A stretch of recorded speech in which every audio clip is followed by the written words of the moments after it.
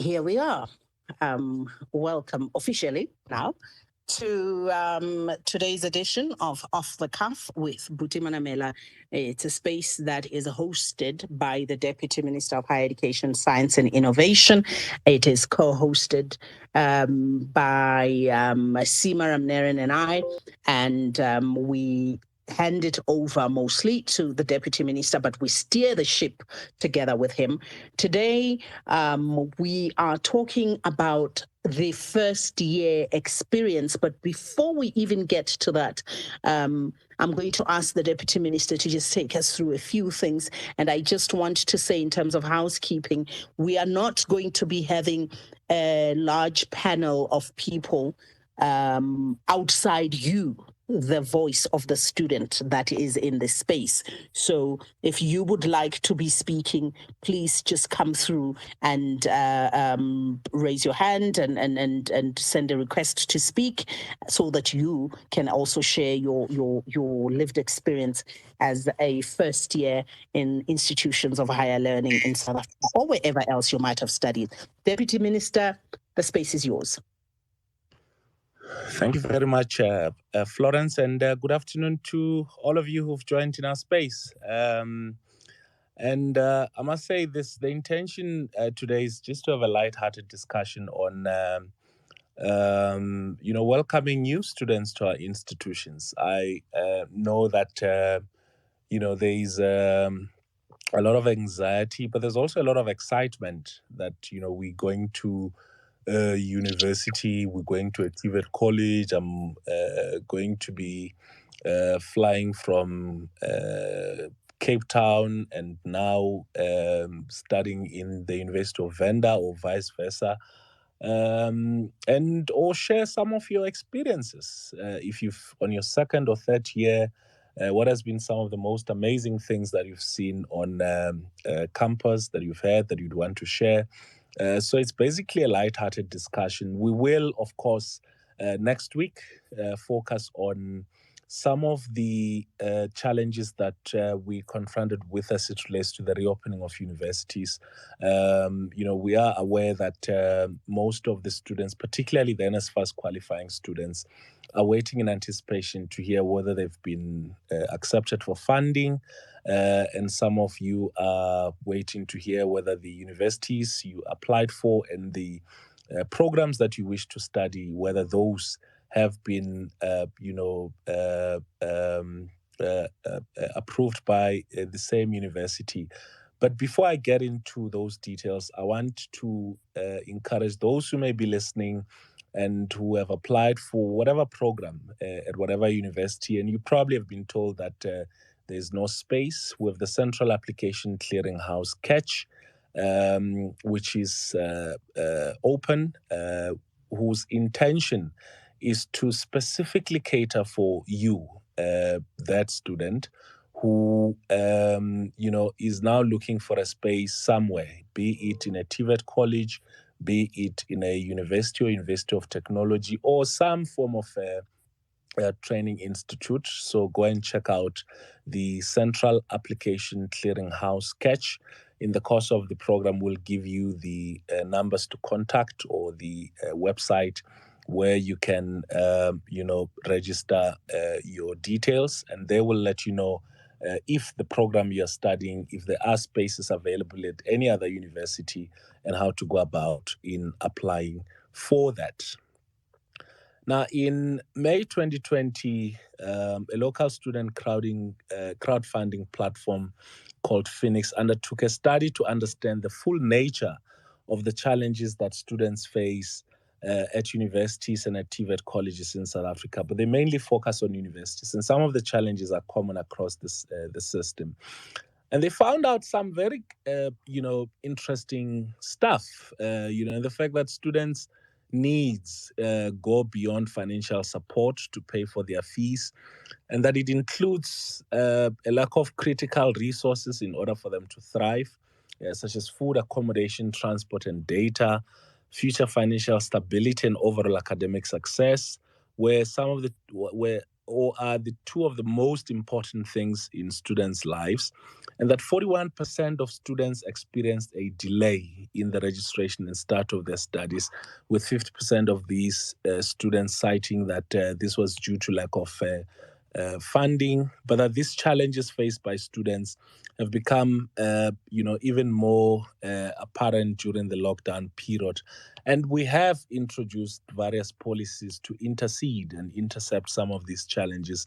Universities have built very strong student support services to try and respond to a wraparound of interventions whose intention are to make your life at university, particularly as it relates to learning and teaching, much more easier. Our report from the department indicated that 8% of tertiary education students worry about food, which means that there's about 82,960 students who carry the burden of not being able to buy their food. So, with the new stipends and allocations that were introduced by the NSFAS, we're hoping that this has eased the burden on many of the students. And yes, NSFAS has obviously remained a challenge, and I'm sure we'll hear mostly about that, from those who will be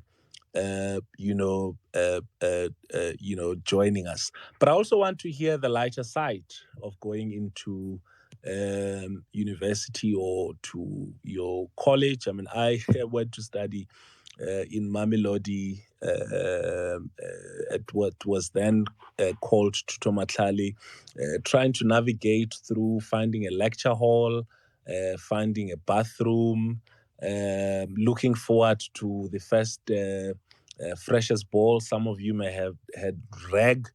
Some of you, were trying to join some of the students' organization on campus, or to find your way into where the church is, or the library.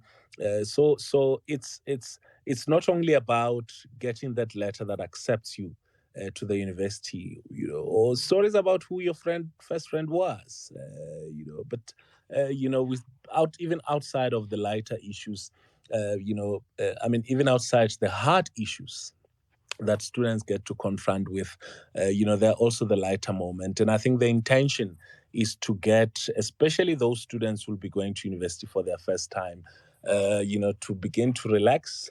They're beginning a very important and new chapter in their lives. So let's induct them, let's introduce them, and to say to them, university is not, or college life is not, as tough as it's been presented to be, and that at the end of the day, the intention is to graduate alive, graduate healthy, and graduate with a degree in your hand. So we've got a couple of exciting young people that I'm going to be chatting to, together with Florence and Sima, and and I want to start today's conversation with Musa. Skosana. He studied at the University of Johannesburg in 2016 as a PR and communications student, graduated there, and was also an NSFAS beneficiary. So, Musa, when you left Kwandebele, did they give you pap and chicken, cooked you nicely, and put your clothes in a kist, and gave you direction on where to go when the train drops you at Park Station? What happened? Tell us.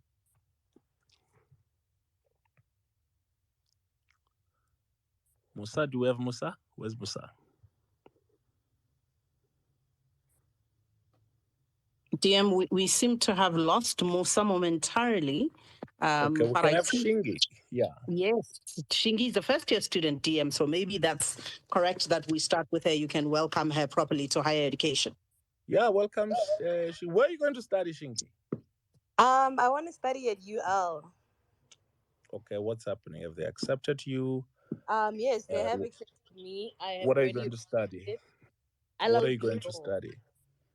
LLB law. Yes. Okay. Have you been to the University of Limpopo before? No, I haven't actually. Is where are you from? I'm from Janin. It's a small little village, like beyond, yeah, a bit Hello, beyond UL. Okay. I'm not sure if I'm Yes. audible. Okay, Musa is back. We'll come back to you, Musa. I gave you such a grand introduction and you were not there. But we're talking to Shingi now. I'll come back to you just now, Musa. When are you going to go to varsity? When did they say you Uh, should come? Hopefully next week by Monday. They said that if you're staying off campus, you can come on Monday. But I think since I'll be staying on campus somewhere next week, yeah. Is it? So, Yes. what are the preparations that you're making, looking forward to campus? Um, I feel like the most important one is preparing myself mentally from being away from home. Yeah, that's the biggest preparation. Okay, Yeah. okay, this would be like a big change. But Sanin is not far from Teflop No, it's not from the far. I think University of like an Limpopo. hour. Yeah. Okay, so tell me, so you preferred doing LLB law. Yes. Okay. Um, Now I've been to the University of Limpopo. It's quite a very intimidating campus, Really? and you've got some of the giants who came out of that university. I can't think of them. Florence may know some of the people who graduated from there, but they include, I mean, people like the Premier of Limpopo, amongst others. So you'll be joining quite a long list of important people. Who else, Florence, graduated from University of Limpopo? Yeah, I can't think of them off the top of my mind, but I'll rattle off a list of them in a few minutes. But quite a Yeah, few of some very important people have been to the University of the North, as it used to be called back then. yeah. And what are they going to cook for you, Shingi? Going to the University of Limpopo, Mpaho. What are they gonna what? Can you repeat the question, What are please? they going to cook for you at home? Cook. I Tough think tea. I think they're gonna make me pap and mapanya worms just to say Yeah. goodbye for the sake of saying So goodbye. so yeah. So one of the things, I mean, that I found when I got to Mami Lodi was, I mean, I obviously had to battle a bit to find accommodation and all sorts of that. But one of the biggest things that I found out was that college or university life is completely different from the school. So you're almost going to be independent in the truest sense of the word, far from parents, meeting new friends. And it can you can get easily deviated from what you're there to do. So, do you have a plan for that? I think my plan is to just stay as confident as I always have and just let God lead because there's a reason why I'm at UL and that's all God's grace. So I think I'm gonna do pretty well and I'm gonna shine. And if not, I will be put back in place, hopefully. Okay, Yes. because we want you to finish your LLB law degree on record time, Yes. which is what, 4 years? 4 years. Yeah, good. So, I mean, if you're listening and you're an LLB student, just request to speak, or if you've completed your LLB degree, just request to speak, and maybe Shingi can do a lot with your tips on how to navigate through the law degree at the University of Limpopo or anywhere else in the country.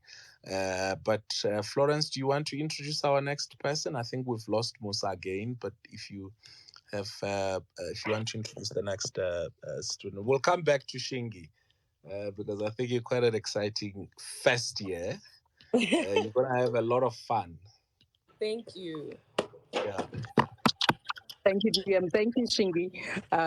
We're going to keep you with us for quite a while because we would like you to be able to carry on getting the wise words from those that have lived the experience you're about to experience in a few days. Musa is with us, DM. Welcome, Miss Kosana. Musa Oh, yes, was. I see Musa. Yeah.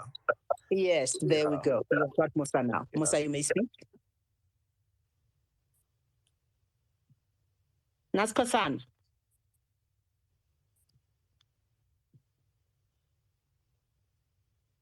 I hope Musa can hear us. I don't know if she. Musa, can you speak now? We seem to be battling a bit with Musa. I'm going to start. Please stay with us, Musa. We will come back to you. We'll start with Silindo.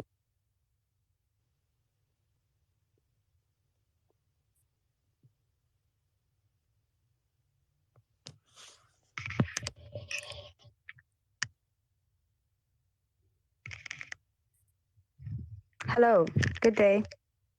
Am I audible? Oh, okay, that's absolutely perfect. We're having connectivity issues here, but I'm glad I was able to join. Please share your first year experience with us. Are you a student? Are you out of college or university? Oh. Or are you on your way to college or university? Oh, I am in my third year at university, but in my second year of the degree that I'm currently studying, which is a Bachelor of Political Sciences and International Relations at the University of Pretoria this year.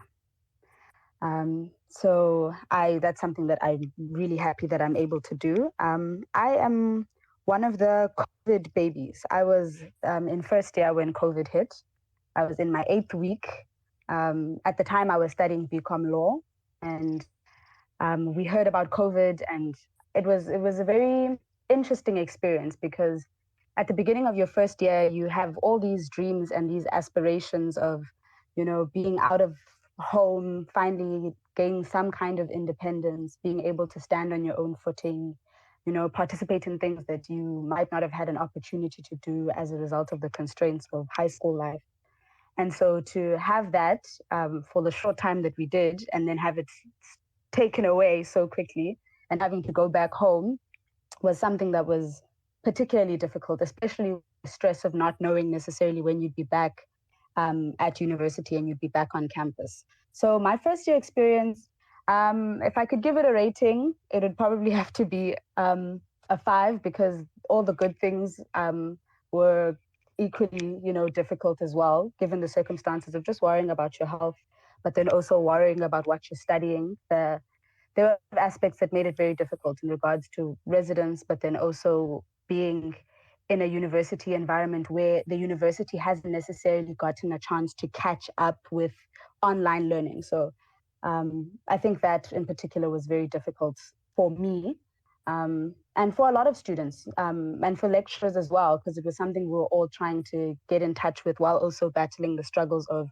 being unsure of what COVID is at the time, how long it's going to last, what the broader ramifications of living and studying during COVID times might be. So my first year experience was, I don't have a single word that I can use to describe it. However, um, now I think we've better acclimatized, and I'm really excited for the first years of this year who now have the prospect of actually being back on campus and getting the university experience. However, it's very funny to me that most of my age mates who matriculated in 2019 were in first year for 8 weeks and were only on campus for 8 weeks, and now they're already in third year and have almost finished their degrees.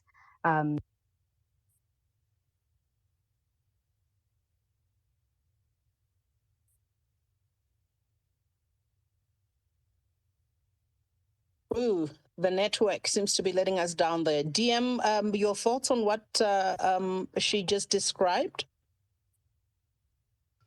Look, I mean, it's. I mean, I'd really love to have her back because it seems like she had speak about struggles and all of that, and these are going to be exciting, times getting into campus, and so we have Moafe, and I think Moafe is now a third year student. DM, apologies, DM. I think Slee's back in. I can see her. I was so keen when she said she's only been on campus just for a bit to hear more about that and what is she looking forward to. But she's back in now, DM. Yeah, please, yes, tell us more about that. Hi, I'm so sorry about that network as usual. But being back on campus, I'm very, very excited for this year. I don't even I've known for a very long time that I wanted to study at the University of Pretoria. I was the most excited first year that I knew of. I had all of the merchandise and everything beforehand, and to have only gotten to wear it once or twice on campus really, really hurt my heart because now those UP hoodies are gathering dust in my cupboard, but hopefully now this year I'll be able to get a chance to dust them off and actually put them to good use. I'm very excited. I mean the idea of being back on campus in this climate is very exciting because you want some sense of normalcy, but we all have to acknowledge that to a certain degree things are never going to be completely back to normal and completely back to what we were used to. So we need to kind of just accept and come up with new strategies and ways of enjoying campus life while also being safe, which is something that I really do appreciate about UP in the sense that I have been to campus once or twice in the past couple of months for training and like practicals sometimes. And to be back on campus and just seeing how much effort they're putting into ensuring safety on campus is something that I'm really excited about, which I also think will give a lot of first years and a lot of other students a lot of peace knowing that they'll be back on campus and the university prioritizes their safety. I'm excited for a lot of things because a lot of milestones that I was excited for in first year, I missed out on, like at the time because I was studying BCom law, the law faculty normally hosts a law ball. And that was something we were supposed to attend. Oh, just getting involved in committees and potentially student leadership. A lot of those opportunities you're stripped of. And even just in general, gaining a sense of community with other students, something that I think is very important when you're studying a degree. And more importantly, now during COVID, having that group and that community to be able to help you get through the struggles of online learning during COVID. I think that was something we missed out on because you didn't get a chance to build that community having only been on campus for a few weeks. So I think that's what I'm looking forward to the most in this year. I see we have actually one of the graduates of the University of Pretoria, Thabo Shingang. I'm going to put him on the spot to tell you more about what you've been missing out, as a student. Thabo, if you could request to speak, because Slindy would, in as much as she's been a student of the university, she's missed out on campus life, RAG, and all the things that you guys are doing at the University of Pretoria. Hopefully, just be careful. He's got a very sweet tongue, so he may end up recruiting you into one or another student organization. But he's going to request to speak, and he'll also share experiences with us. But, late last year, I was invited to the awards for Wits Junction, which is one of the residences at Wits. And all the students who were graduating at that, from that residence, have basically not set foot on campus because of COVID-19, which is quite interesting. But, so as I was talking to them, I asked them, do you want to go back to campus because you don't want to be doing dishes and going out to go buy acha? But I can hear, Slindy, you are more excited with, going to make new friends and basically using campus for what it's meant for studying. But what do you think would be different now that you may be able to go back to campus on a full-time basis? I personally think what would be different? What would be different from what I experienced in that little 8 weeks that we spent there?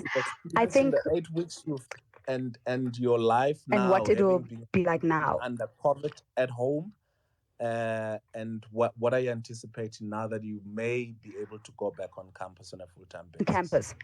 Yeah. For starters, I think it'll be a big help. In regards to what you're saying about washing dishes and buying acha, I experienced a lot of that having to be in the house with my family and my three siblings, and being the eldest daughter and just having a lot of responsibilities at home. So the prospect of being back in Hatfield, back on campus, having more of a structure that I can determine for myself, I think will be very good for me academically and for a lot of students as well, just to be able to get that support system that I said was very necessary. But also, I think having had COVID, and now coming back onto campus, I think the excitement is partnered with caution. Where in the beginning it was just so much fun and it was just so exciting. All you wanted was to join every organization and attend every event and really just get the most and soak up the most from UP that you could have. Good. Double. What is it that you've experienced that's so lovely about University of Pretoria that Slindy is going to be experiencing from this year onwards? You spent some time on campus, actually, Tabo. Thank you very much, DM. Greetings to everybody who's here. I joined in a bit too late, so I just caught the conversation towards the end. If I can just get guidance, you're speaking about campus life. Yeah. So yes, we're welcoming new students on campus, and as it happens, I just happened to see you there, and we're talking to to one of the students who's been Slindy, who's only spent 8 weeks on campus, and then COVID hit. She had to go home, so she's looking forward to a possibility of going to be now a full-time proper student. Sure. So when I saw you, I was like, okay, so Taba is here, and he's a University of Pretoria student. He's been there. So put you on the spot. What should she be looking forward to at the University of Pretoria? Sure. Thanks a lot, DM. So I think for me, the biggest challenge, and I can imagine what the experience was like for her, only being on campus for 8 weeks and then, the whole world changing. I always make the joke that I went to campus one day and then I've never stepped foot on campus ever again, but I was still a student. So it was almost tricky because campus life is amazing for a number of reasons. The opportunities that you get when you're on campus, the networking. I mean, meeting, we take that for granted, but meeting people on campus on a daily basis, networking, engaging in the facilities and services that are available to you there. So I think that is something, she must definitely be looking out for to be able to explore now that they're given the opportunity to go back onto campus.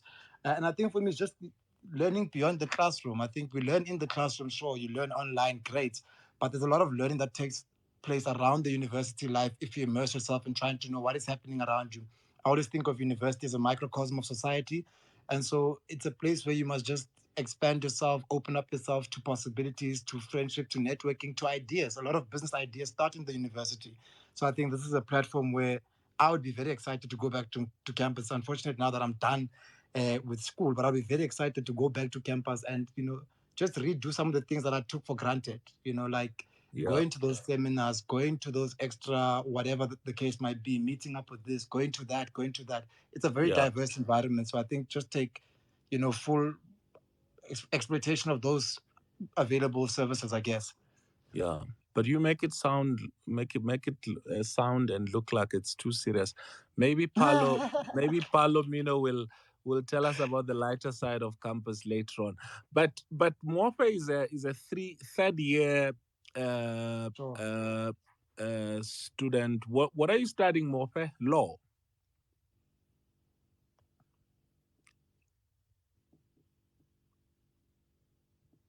Morphe? Okay, I think she's probably battling also with network. Do you want to talk to somebody else, Sima? Thanks, DM. I see we've got Slee back on the line. Slee, you've heard what Tabo had to say. What would you say is the one thing that you're most excited about this year? On a lighter note, given that this is potentially the year where we could say we are most likely to be as normal as before 2020. Hi, sorry again for the network. I had joined one or two societies before we ended up, going into lockdown. And so it's very painful sometimes when you have made so many plans and planned events, with a particular committee, and you're unable to follow through on that as a result of COVID. So this year I have the pleasure in being on a few committees whereby we have so much planned, and we're actually going to be able to meet with the people that we are constantly recruiting face to face and actually be able to enact a lot of the things that we set out in our visions and in our missions previously. So I think that's definitely one thing that I'm looking forward to, just meeting people, and also just more access to campus facilities. It's very difficult having to kind of sort things out for yourself when you're at home, but knowing that you can just print whatever you need to print on campus, or go to the lab quickly to do something, or have direct access to your lecturer is it's all the more useful when you're back on campus. So I'm very excited for that. I hear that, Slee. I think that's very helpful. I mean, accessibility is something that most students need, and I think you are raising some valid points. I'm sure DM is taking note of that. Tabo, you've heard what Slee had to say about some of the cooler, more exciting things to do on campus. Sure. What are the exciting things you Sure. want to do? Because I know you're super serious, but I also know you can be super cool. So tell us some of the super cool things. Remember, this is your time to shine as an influencer in the space. Go for it. No, man. I mean, it's just about having a very realistic conversation. I think she's right. University is a fun space at the same time. I think if there's one thing you must be looking forward to is the amount of fun, and the variety of fun things to do when you're on campus. So yes, you mentioned some things about societies. I was more fascinated when I was still on campus to learn about things that fall outside of my comfort zone. So usually we tend to be studying, perhaps maybe we're studying law or we're studying politics. So the course itself is so limiting. But if you take a walk around campus and go to the other side of campus, you find very interesting, fun things that you would not ordinarily have thought of. So I think for me, when I say fun, I really think those things that, grab a beer, excuse me, DM, I'm sorry, people are young, grab a beer there, meet somebody there. I think those are the fun things about university life, where we get to learn more about ourselves in a more comfortable and a safe environment. Um, So, Tabu, in other words, you're saying throats must be open, but with non-alcoholic beer. We got you. Prof. Terry, I see you on the line. And I want to bring you in here. I think it's very important the balance that you bring. We've got a lot of first-year students on the platform. What would your advice be to first-year students, Teresa, in terms of what they can expect, especially the first few days on campus? What is your key words of advice to them? Sorry, I lost you for a second there. Can you repeat?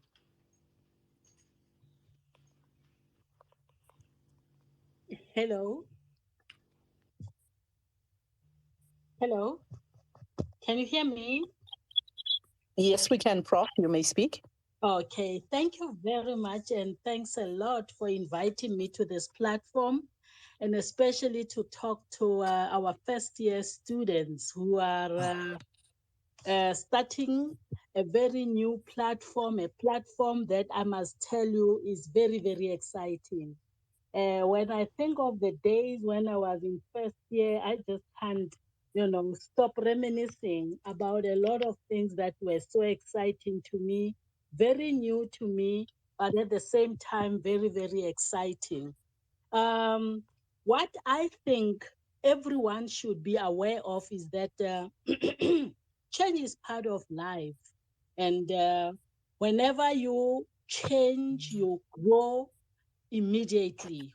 And if you kind of look at change as something that is supposed to happen, then it becomes something that you really enjoy doing. So going through this kind of change when you go to the university, as we all know, is a big change from the way in which we were doing things at the high school, because certainly when you are at the university, you are independent. No one is going to tell you when it is time for you to study. You all have to make time to make sure that you are on board and understand what is going on. What I would like to advise you at this point is that what is of paramount importance is your ability to adapt. And by adaptability, I mean that you must be able to become very flexible as to the way in which the context, demand of you. What you should be expecting is that you are going to have to form new relationships. You are going to have to change the type of relationships you might have had in order to adjust to the new demands that you will be having on the ground.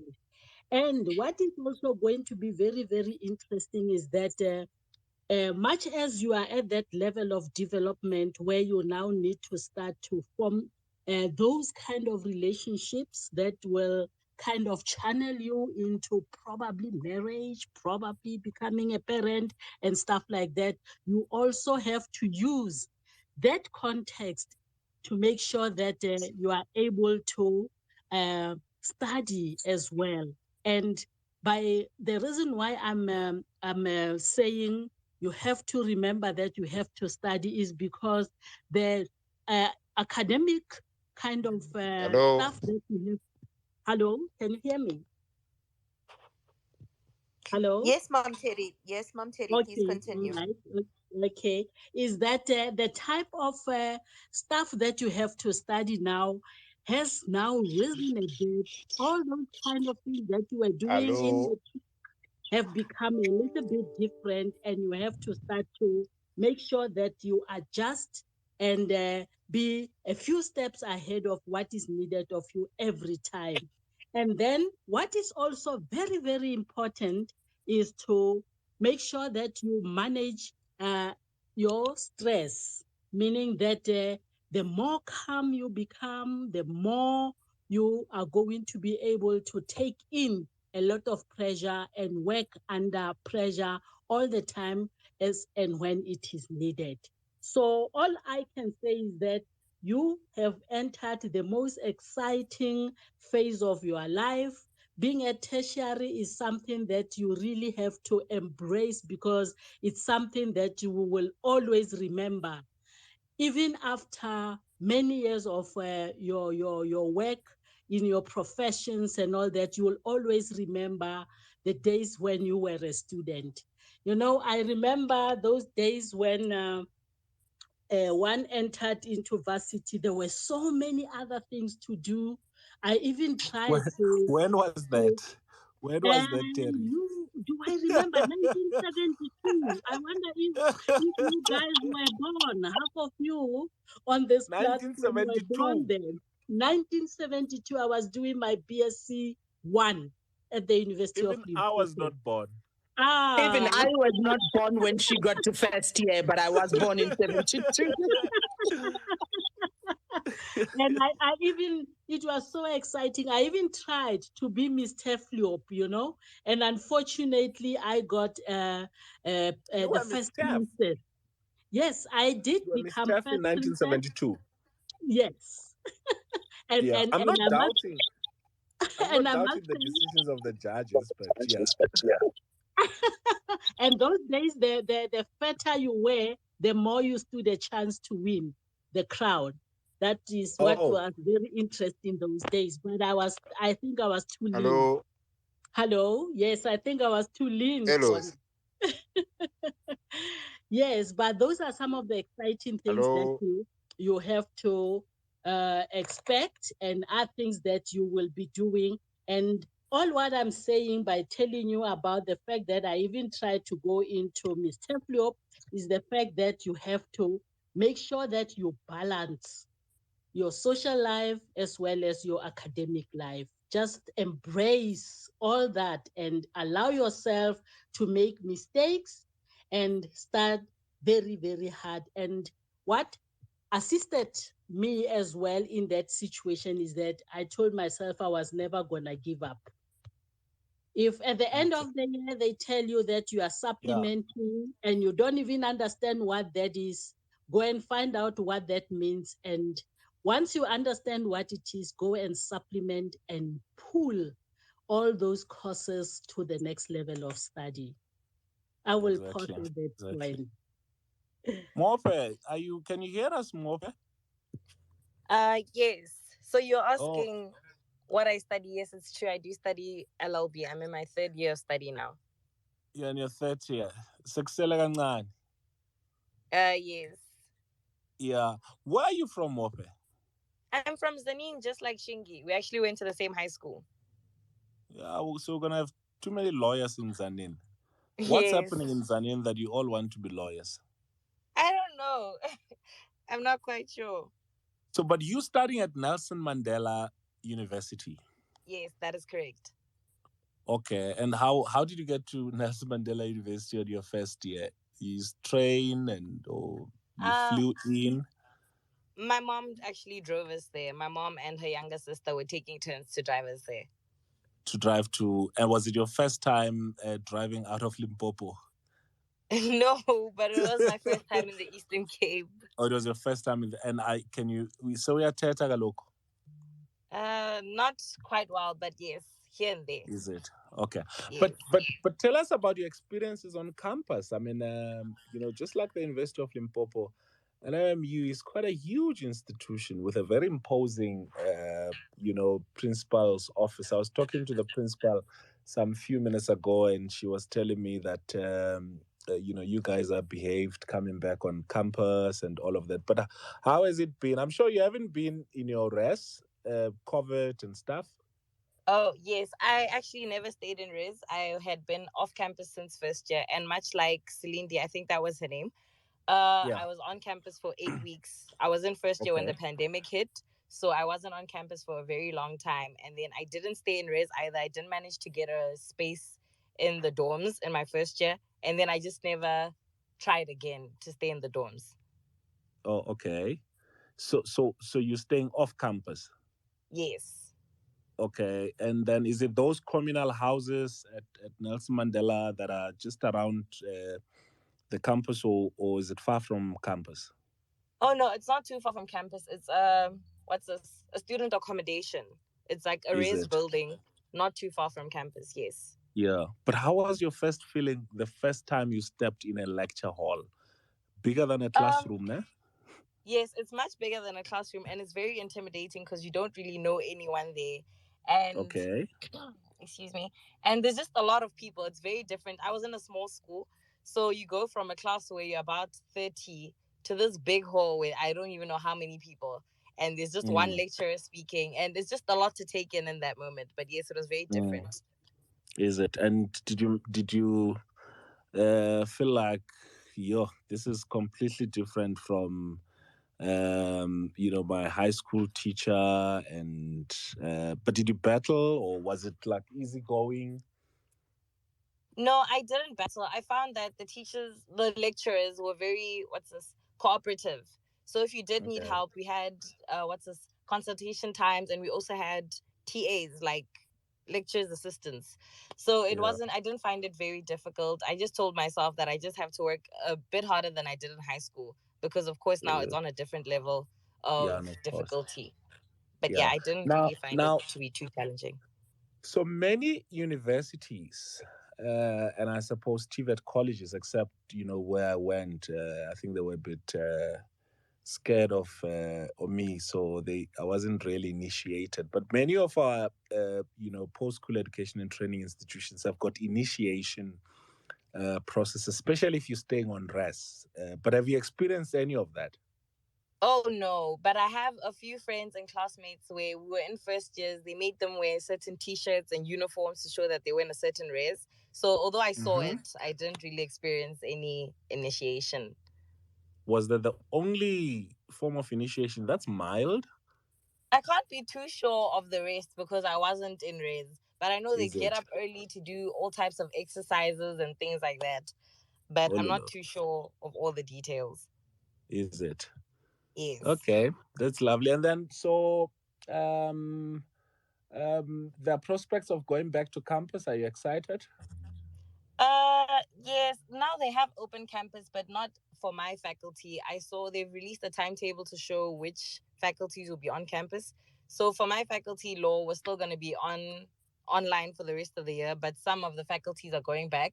But they have opened the campus for people that need resources. So if you want to use the library and different facilities on campus, you're welcome to do so. But my classes are not on campus. But I am happy. I'm excited to be going back into that space again, just to be on campus again.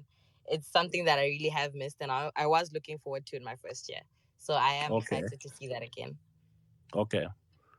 All right. But any tips for Slindy, although you obviously from two different, completely different campuses, but ki home girl. I beg yours? I'm saying any tips for actually not Slindy, your home girl who will be doing Shingy.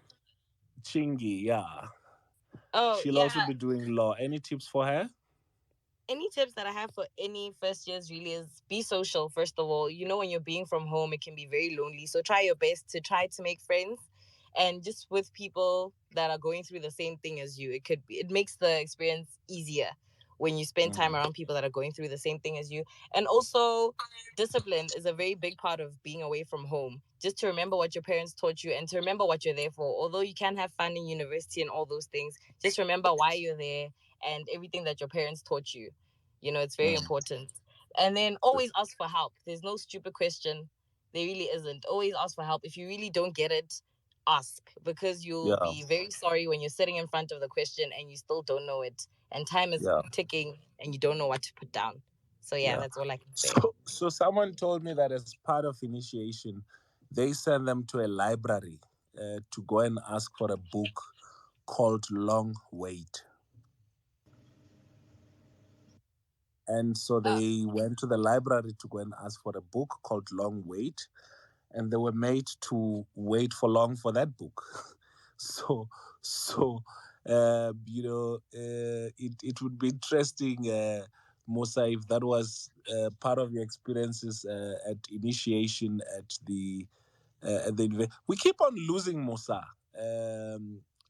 or maybe she's got data challenges or network challenges. But maybe let me talk to Dr. Tumi, who's a clinical psychologist with sports psychology, but she's also an author, speaker, and life coach. So, and I'm sure some of you may know. How are you, Doctor? Hi, thank you so much for having me, Buti. So we're talking to first years and third years, and they're quite excited about going back to university. Yes. Yeah. What's your tips from Dr. T? I think for me, the biggest thing is always remember why you're there, because I think it's not always easy. It can be a lonely journey, but always remember why you're there, and have an accountability partner, someone who you can someone who can remind you why you're there if you tend to forget. But also balance, have fun, but also remember why you're there, and be okay with starting over, like I started doing.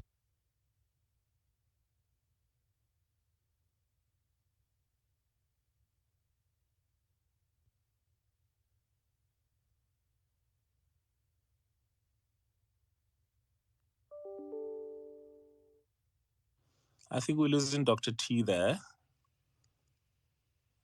Um, yeah, but would yeah um we've lost her, but we'll try and bring her back. Lebo M. Good day, everyone. Deputy Minister and Florence, I'm not going to share my first year experience. I studied a long time ago. What did However, you say in the 70s? No, no, no. I started in 2001, so I don't think the experience is still relevant. My question is more on the catch system because there were a few students I was helping to apply for varsity. However, the APS score is still very low, and we are getting a lot of errors with the catch system. So I just wanted to find out from the Deputy Minister, who do we reach out to with those errors? Because it says resubmit application, but when I go back on the catch portal, there's no way to resubmit. So I'm not sure who do we direct those queries to. I'm going to help you on that on one condition. Yes. What did you study in 2000? I studied computer science. Where? You know what? I was fortunate enough to study overseas. I got a scholarship to study overseas, but then I came back after studying because really I wanted Where's to come and make it. I studied in Where's Texas, overseas? In in Malawi. Texas. Oh. No, no, I studied in Texas. Okay. So Yes. well, in 2000 when you went to study computer sciences, that wasn't the first time you saw a computer in Texas, right? No, actually, everything, you know what, you can imagine, Deputy Minister, I'm a villager from Northern Cape, and it was my first time in Joburg to apply for a visa, and then it was my first time in an aeroplane. So I had all sorts of emotions. So mine would take longer. Definitely, it would take longer to share the whole experience, but I must say it was a humbling experience. Yeah. Okay. And then you go Yes. there and meet some Texans who are grilling some ribs and stuff like that. The accent, Don't worry, Sima is getting information. everything. The Sima and Florence are accent. getting information on the catch system, so they're gonna come in just now with that information. But let's talk about Oh, Texas okay. All and the right. No Texas problem. state. Thank you so much. Yeah. Thank you so much. Okay. So you done with your computer sciences? It was quite an experience. No, yes, no, I'm done. No, I studied a long time ago. I've been working for over 10 years now. So I'm good. I'm just really trying to help students like me who were very confused when they finished matric, where to go, coming from a village and not having access to technology.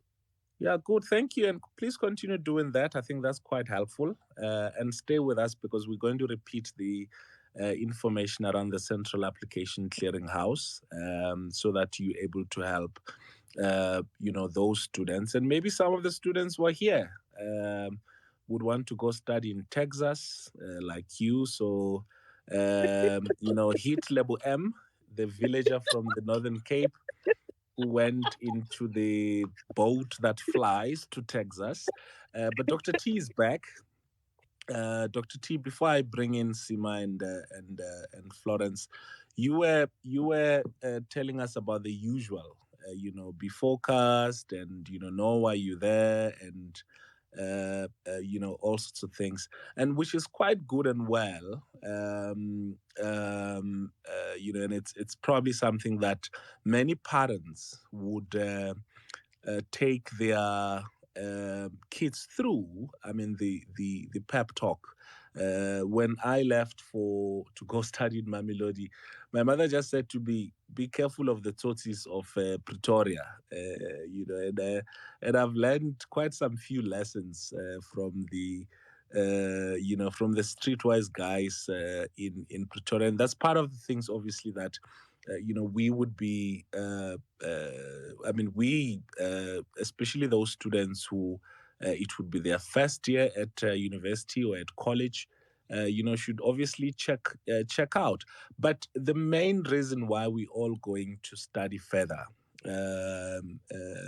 is to get to move on in life because it's an important chapter. The focus should obviously be in the auditorium. They're going to be a lot of fun. You're going to meet up new friends. You may be introduced to a new cider called Savannah. You may meet a new boyfriend or girlfriend. You may do all of those things, which are part of what happens in life anyway, because those are part of university or college life. So it's not like a big church where you'll be getting sermons, and there are no also these fine times. But I think pushing the limits of fun without focusing and paying attention on what happens in the classroom is really going to be, the downside of your life at varsity. Florence, you want to speak to Bayanda? Yes, I do, but I see Bayanda is no longer a speaker, so I don't know if maybe Bayanda wanted to come and give us information on catch to No, he's respond. actually a speaker. Bayanda Mbata, he's a Oh, speaker. it's the other Bayanda. I am so sorry. I was thinking it's the other Bayanda that you and I know. Bayanda Mbata? Bayanda, you have the mic. Yes, greetings, everyone. Greetings, Bayanda. You're going to give us the college perspective. Bayanda?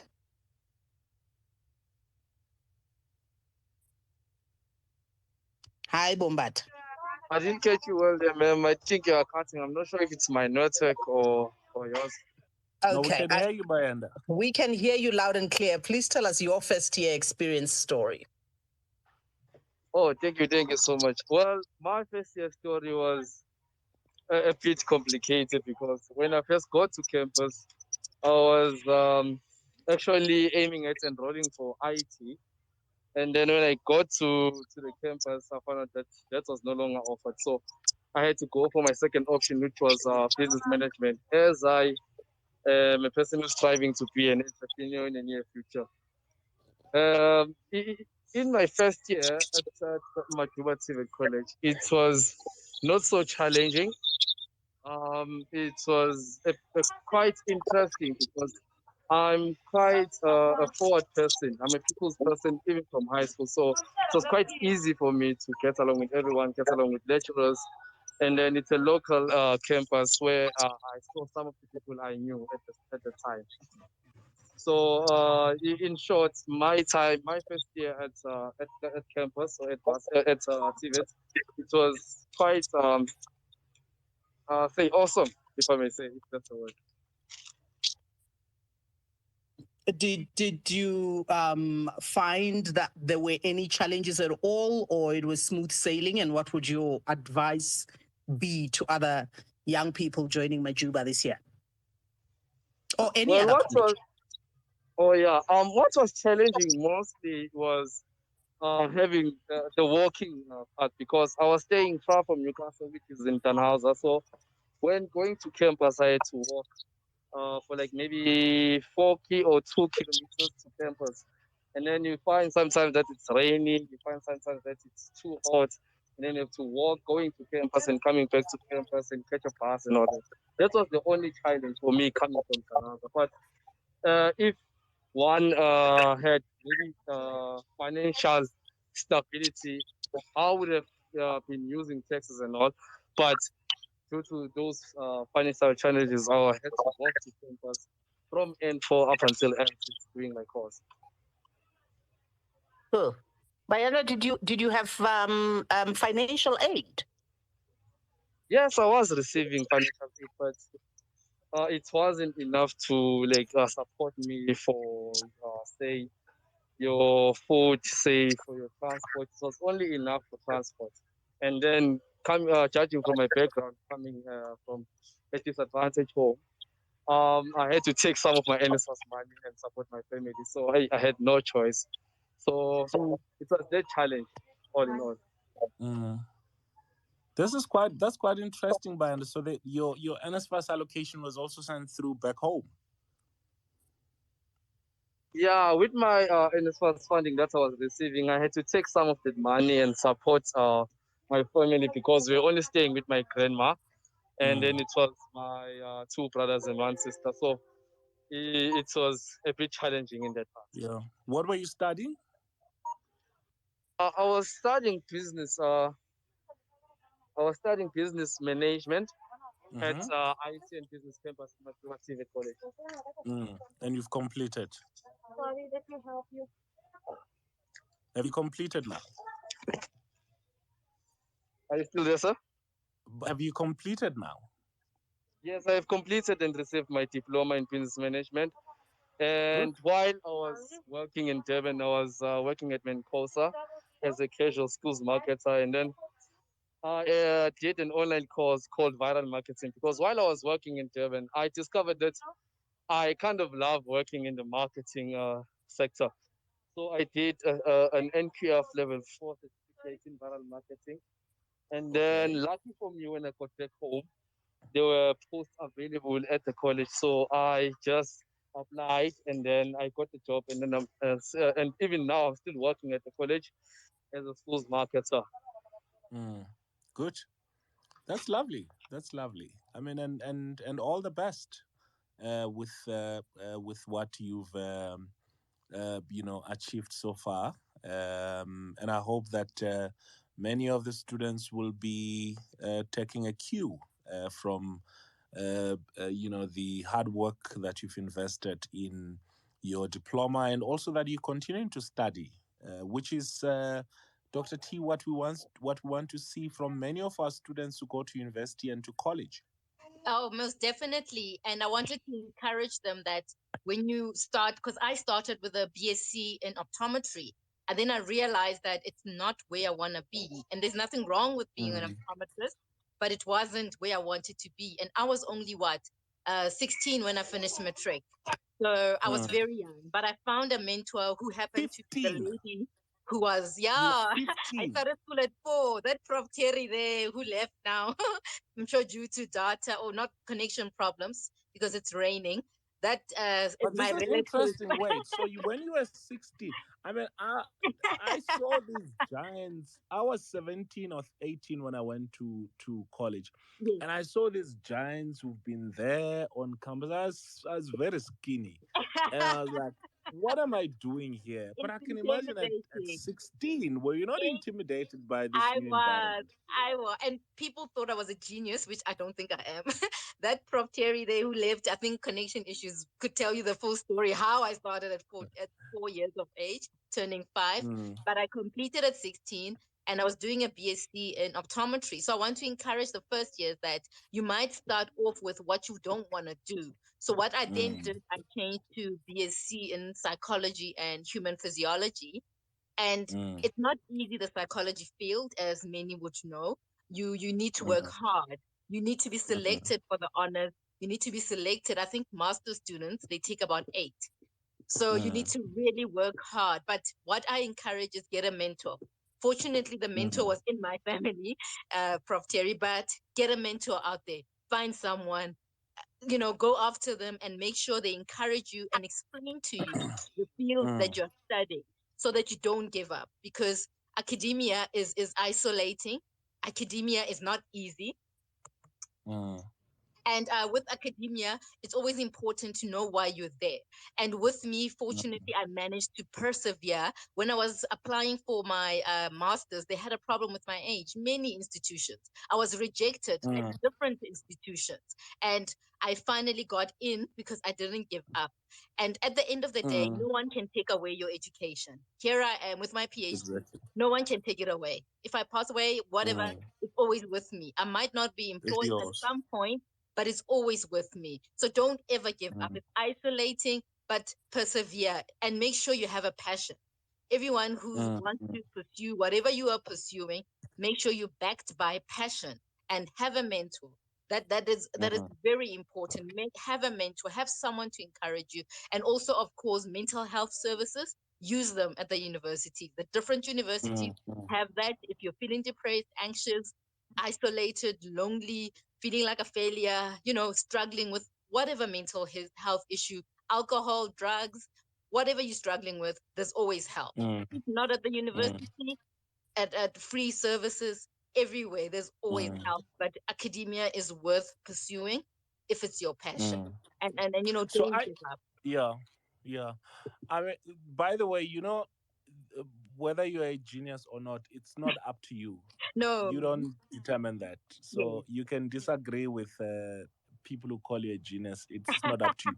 But I'm happy you I raised don't the think issue of so. mental I health. work hard. Yeah, I'm happy you raised the question of mental health, and Definitely. because it's one of the big issues that we confronted with in many of our institutions, Definitely. and there's student support Yeah. Okay. services, but there's also Mm. other students who are there on campus who are there to Yeah. help. I mean, we've Yeah. done quite a lot through our agency Higher Health, which Mm.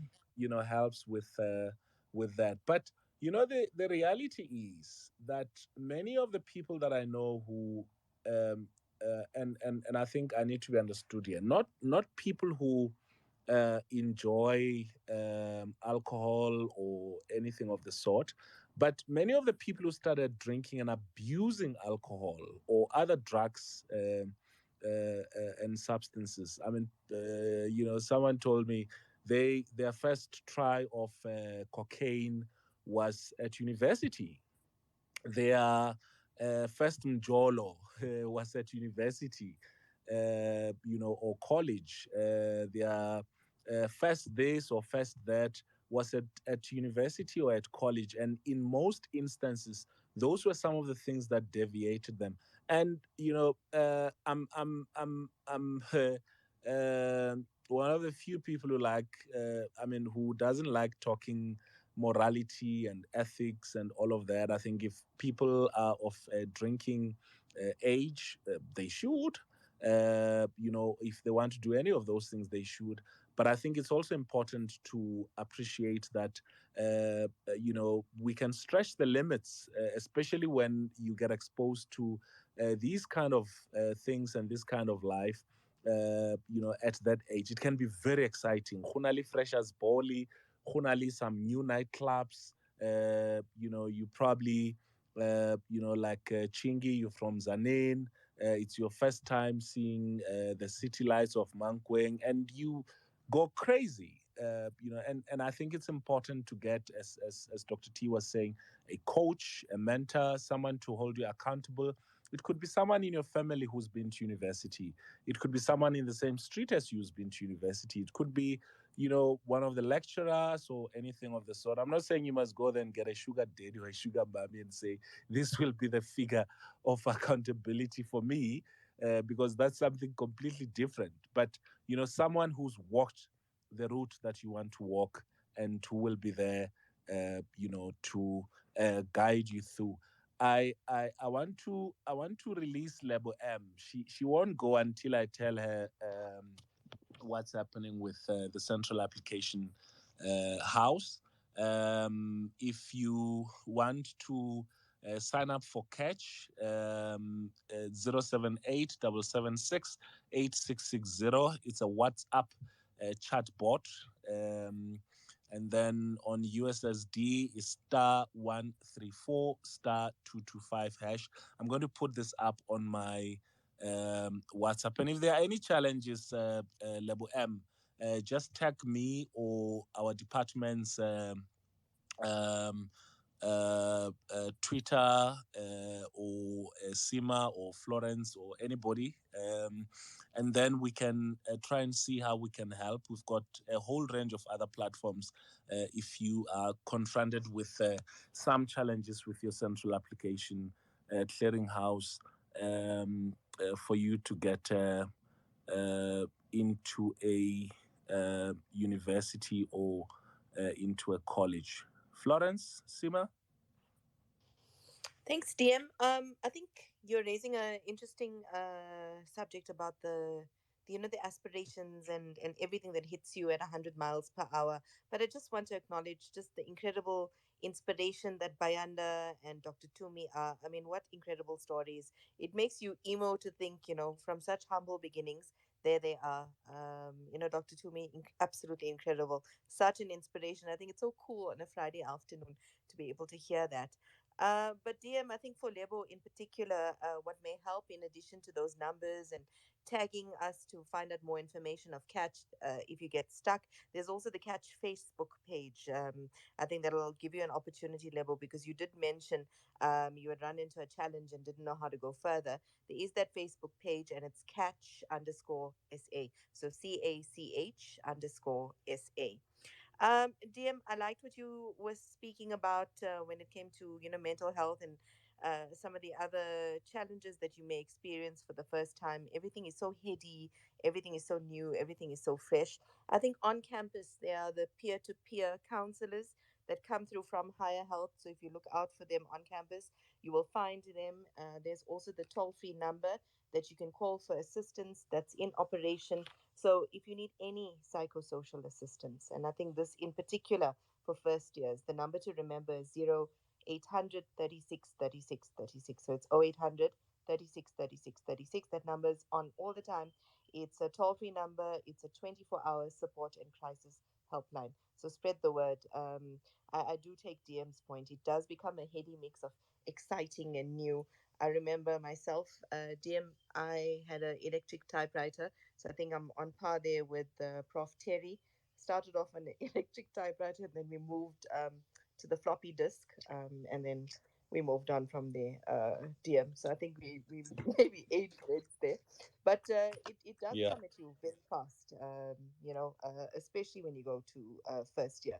I see we've got Shweshwe Yeah. on the line, so I wonder if Shweshwe wants to ask us to speak because she's going to come in with some interesting information. She's actually the station manager of Voice of Wits, so she deals with lots of students on a daily basis.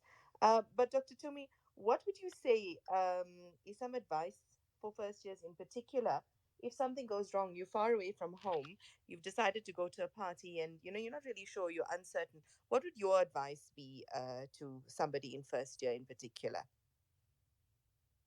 I think it's important to also find a person who at the campus or at the institution. So avoid also traveling or going alone to these things. Always take someone with you who's reliable and genuine. So ensure that when you go to these places, because we party amongst people who are not always having the best intentions. So always make sure that you have someone with you who can, you can also just guard each other and just be conscious that we're living in a time when people always take advantage of people.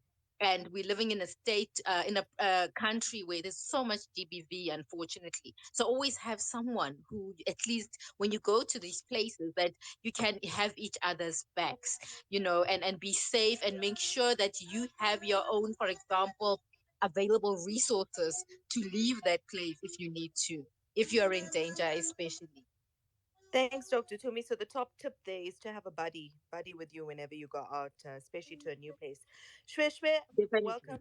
I know you are the station manager of Voice of Wits. Any advice to first years? I know you've been on campus, you see it all. You run a very successful campus radio station. What are your top tips, especially to first years coming into the system? Well, Khotsong Sima, and first Khotsong to the DM and Ausflow, long time. It's good to have everyone on this platform. I always listen in on Fridays. I think for me, one of the things I'll say first, I mean, well done, congratulations to everyone that's made it, as that Buti Manamela said. I think one of the realities of going into university is that you will have more responsibilities than you would ordinarily have when you're at home. Yes, you are not washing dishes, but now actually you have to think about the kind of dishes you will have. You'll have to think about the kind of meal that you will have. So I think often what happens is that the students are so excited to leave home and just get into this world of independence and doing things on their own. And sometimes it takes a very long time for them to find the societies and the clubs that might help them become better at what they're doing, or find ways of doing education better. And I think one of the other unfortunate thing, and I always ask students who at the end of their 3-year, 4-year degrees, they're saying, hey, can I come in and volunteer at the station? And why didn't you do it at your first, second year to gain not just skills, but also it gives you opportunities to interact with so many other students, like a way to connect with a tribe that's in a supervised environment, but where you have just as much freedom because it's within the university. So I think for me, what I'd say is that all week period is very important, but also connect with the, like find your clan there, find people that like the things you like, that went to the places you went to. And the reality is at university, you don't have 6 months to write exams and decide whether you need to pull your socks up. Some modules are 6 months long. Some modules you need to qualify right at the first quarter to be able to write the exams. So as soon as you walk in, actually reality has started. You need to work out a plan. I'm now responsible for myself. I'm responsible for my mental health, as the other speakers have spoken. I'm responsible for my nutritional health. What kind of food am I going to eat? Where do I, am I going to eat the kota and chips and, like every day? You need to start thinking about all of those things. And I think we take them for granted.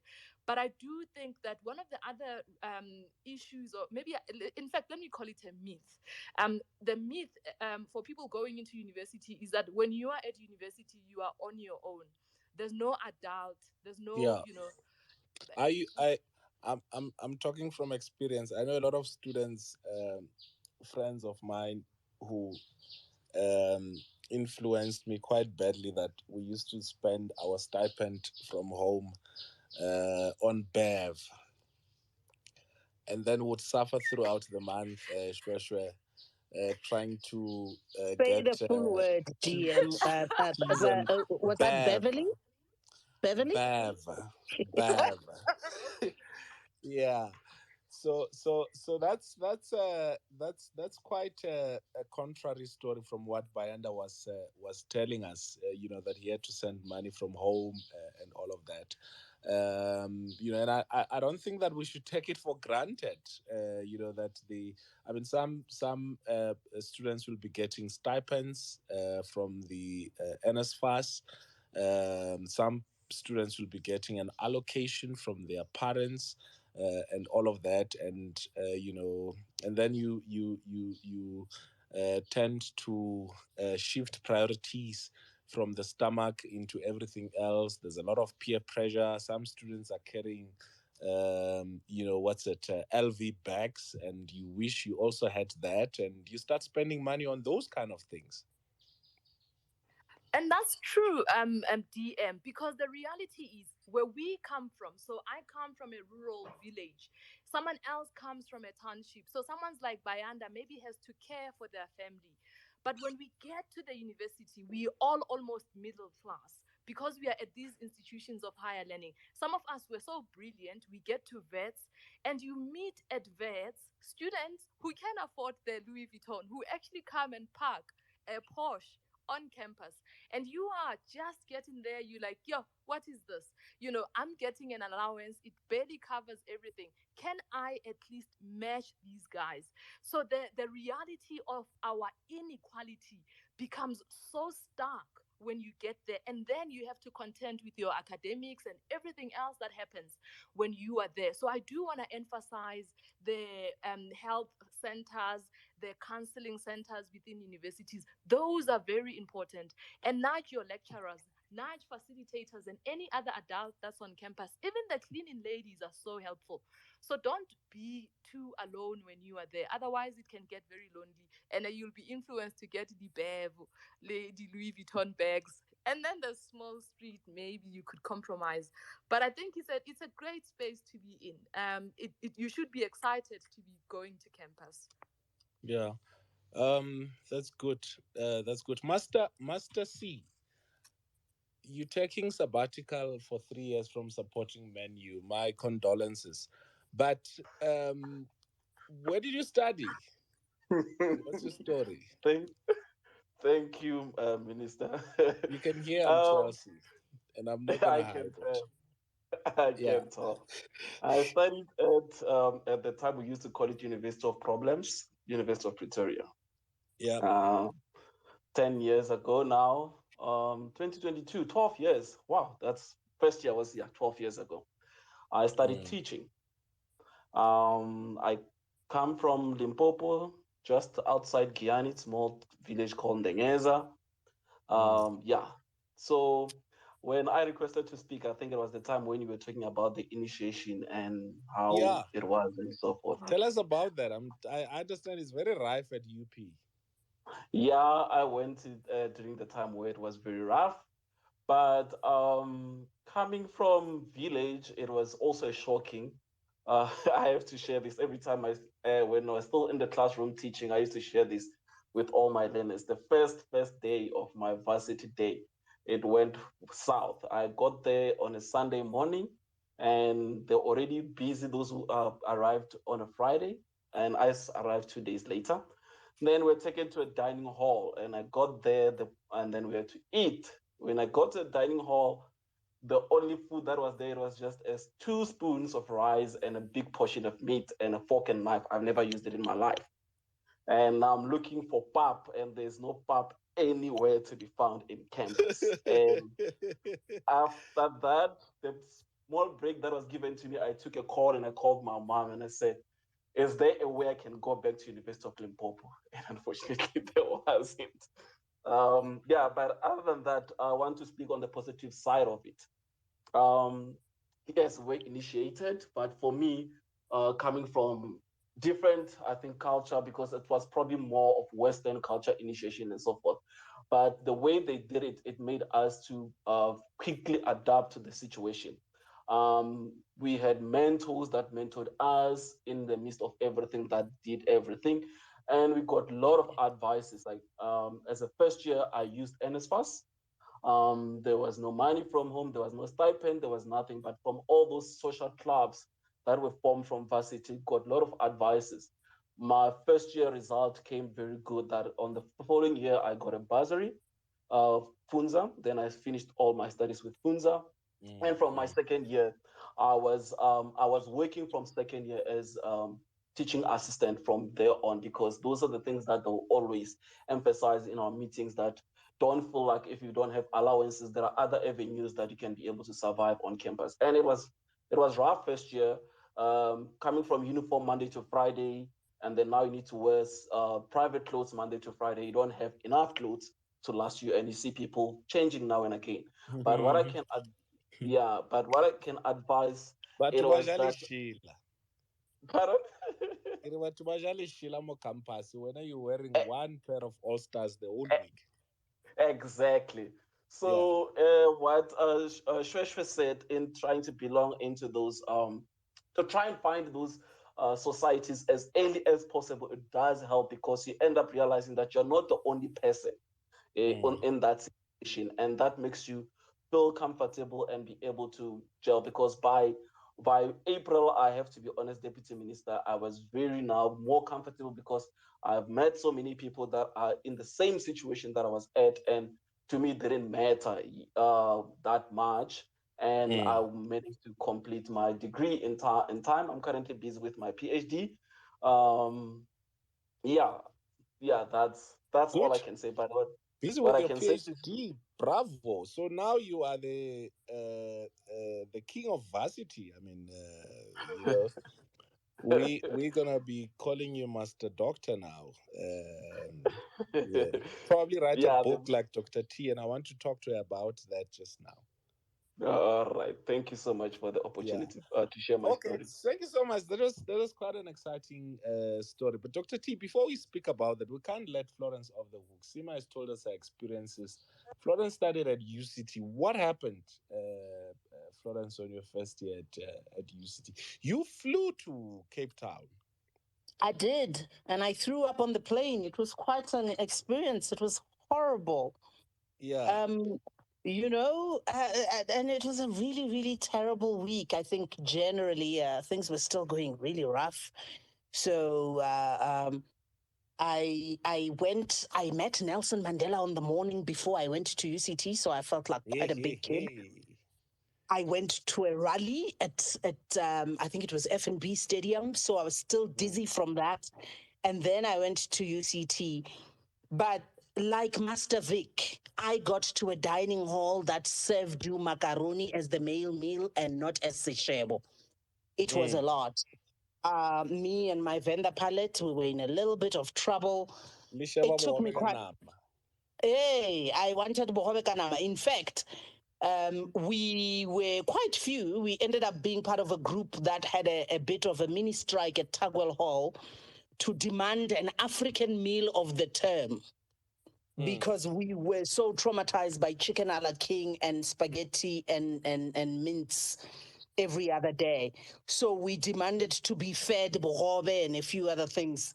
And they compromised and gave us African food once a term. We were still, yeah, that's a long way back. But just being in a space where suddenly everybody speaks English and there's no option, everything is in English. Being in a space where you were used to writing things by hand and now you must type them out. Being in a space where you've got to learn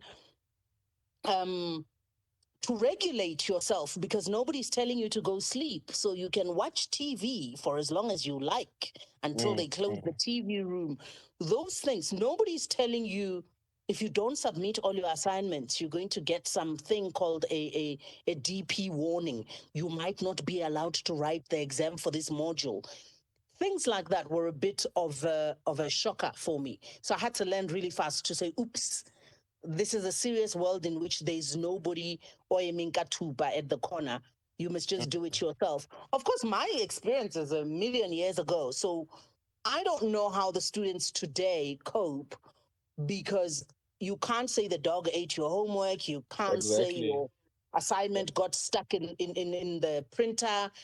You Yeah. can't come up with those things. You are now online. The likes But if you are of but if you are in Nelson Mandela University, you can claim that the monkey ate your homework. I saw a lot of monkeys when I was there the last time around. but you see, Nelson Mandela University's online program is quite a strong one. So maybe it works for the monkeys because you don't have to submit it in person. That's Yeah, why yeah, Moape and them can carry on the way they're carrying on. So I yeah. think the challenges today, DM, for the young person starting out are totally different from in my day.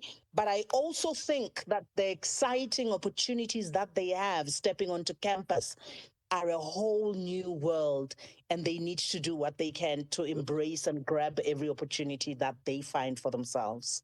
Good. I see someone who's joined the space, Fiona Martin, who's in Career Development Academy, and she's an award-winning organizational psychologist, contributing some of the TV radio stations. Fiona, if you could ask to speak, I'd really want to hear your thoughts. But in the meantime, Dr. T, your book. Yes. You mean my my book about gender-based violence? Yeah. Tell us Oh, about that. oh, okay. Yes, I unfortunately post as I was qualifying for my master's, my first master's. So I have two master's degrees. My first master's degree as a clinical psychologist. Unfortunately, I was in an emotionally abusive relationship for 12 months where the person was looking to marry me. Unfortunately, a psychiatrist in training. So the book basically talks about the emotional abuse I endured, but also I think I encourage people on how to overcome. Because when I left Good. the relationship for 8 years, I was haunted with this man's words. And I think that's the message I always give is that anyone is vulnerable to having emotion, to be exposed to emotional abuse. Anyone can be a victim. And it doesn't matter your qualification or your societal background, because I come from, we can, I think, qualify as middle class. But here I was abused by this person who was also in the same air quote class as me. So anyone is at risk to be abused, and anyone can be an abuser, but the message is always anyone can overcome.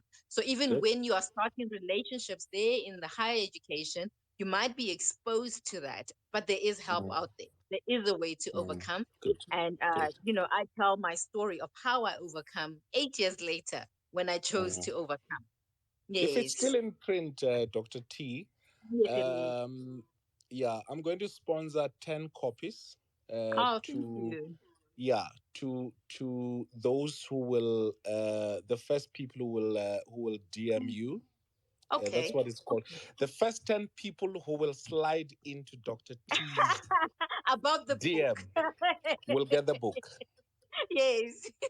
Oh, Yeah, I'm so humbled by that because I'm selling it yeah. myself. And I always think emotional abuse is not understood. And even Good. for a psychologist like myself who was exposed to it, I also had to go beyond the knowledge I had learned in school, but to Yeah. actually understand that what I was going through was emotional abuse. It took 8 years Good. for me to get the help I needed, but Good. I Good. always spoke about it as a testimony of how you Yeah. can be okay. Yes. Oh, Good thank you so stuff. much. Yeah. Okay.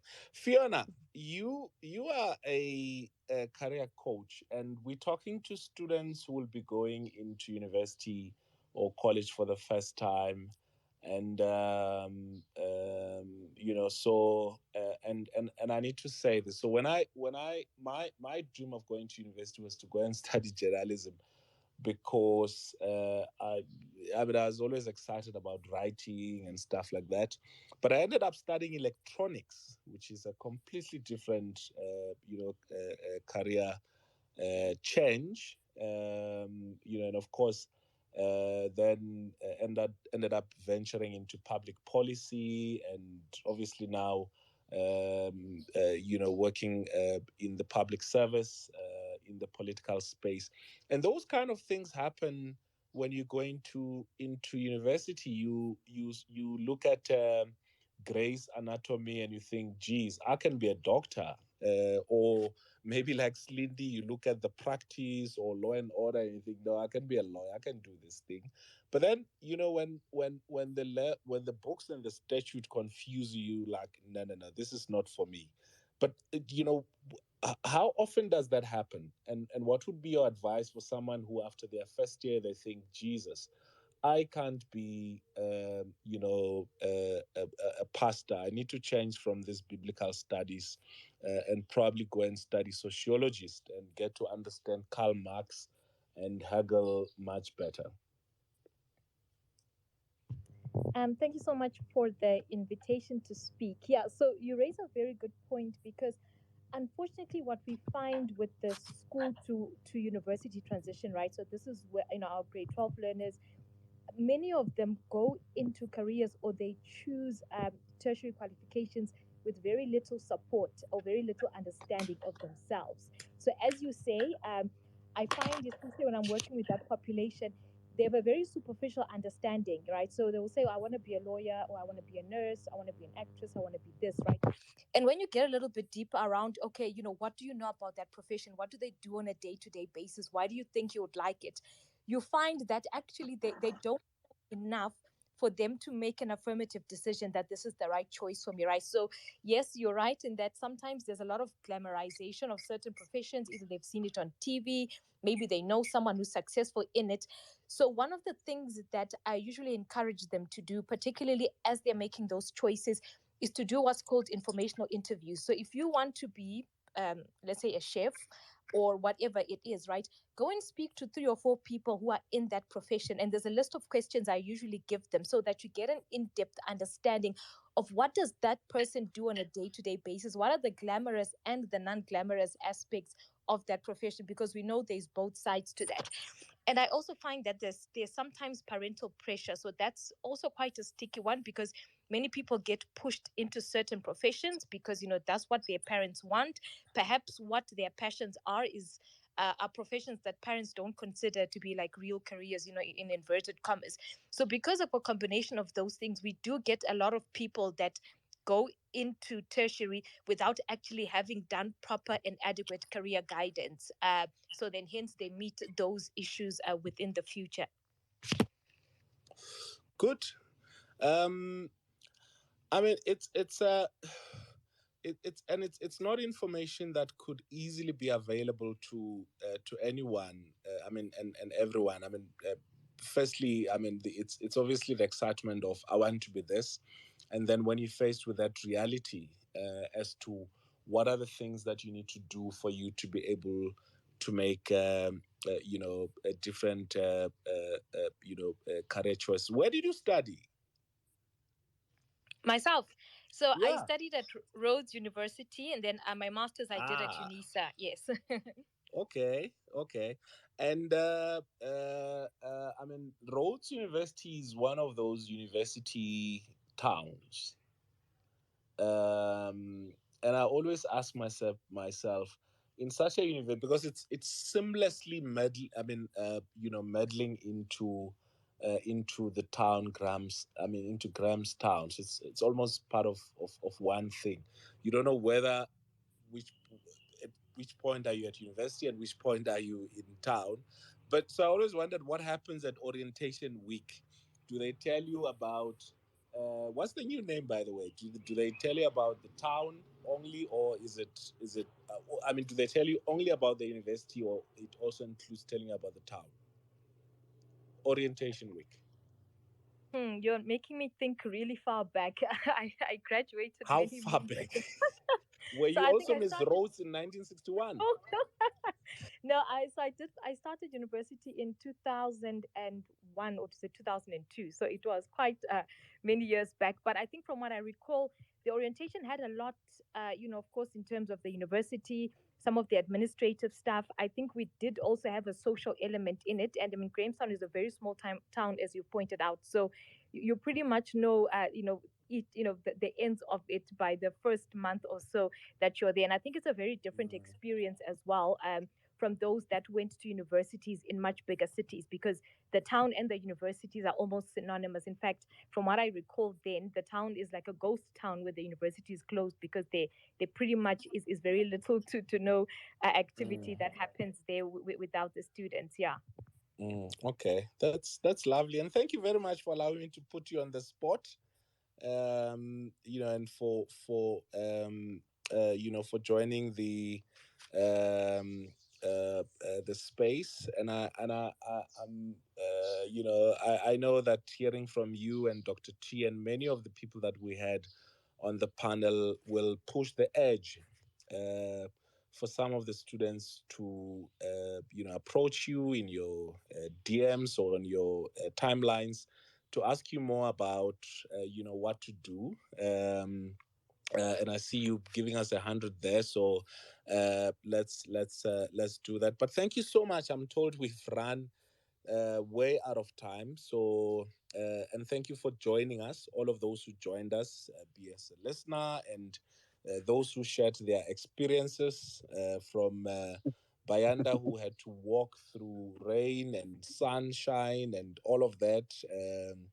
And ultimately now is a whole lot of inspiration to Slindi, Chingi, all of you. Thank you so much for having been part of this conversation, Tabo, and all of you. You were such a good sport.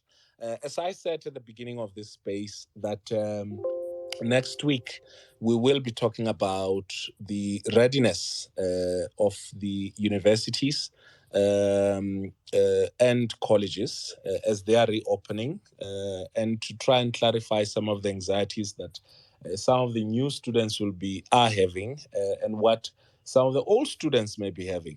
Some who are like Mope, third year student, who will now be probably getting back on campus on a full-time basis. All the best and welcome to our universities. And do please join us next week as we talk all manner of things about the readiness, particularly those who are on NSFAS, those who are still battling to get space to study. We'll have some people from the Central Application Clearinghouse to talk more. So, Lebo M, do join us again next week with your concerns.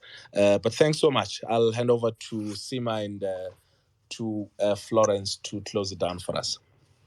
Well, there you have it, everybody. We've come to the end of Off the Cuff with Buti Manamela for this Friday. As the Deputy Minister has said, a massive thank you to everyone who jumped onto the platform today. And also, make a note in your diary for next week, 3 o'clock on Friday afternoon. We're going to be talking about the state of readiness for the 2022 academic year. It's one you don't want to miss. Have a great weekend, everybody. Goodbye.